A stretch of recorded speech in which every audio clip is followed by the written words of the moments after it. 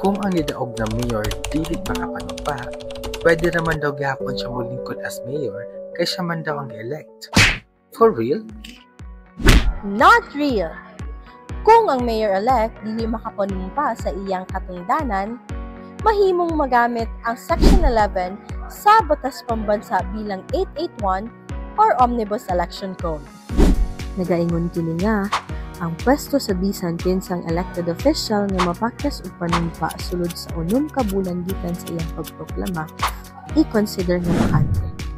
Gawas kung mapamatud-an nga ang kapakyasan tungod sa rason nga wala sa iyang kontrol.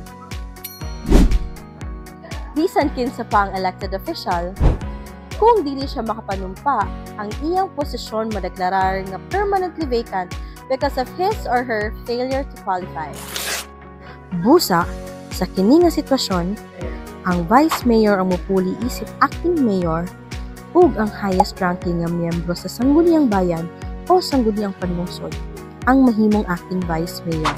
Subay sa rule of succession na nakasaad sa Section 44 sa Republic Act 7160 or ang Local Government Code.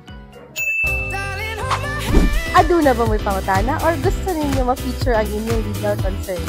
I-message lang me or bisitahan among Facebook page, DILG Region 11. Follow for more.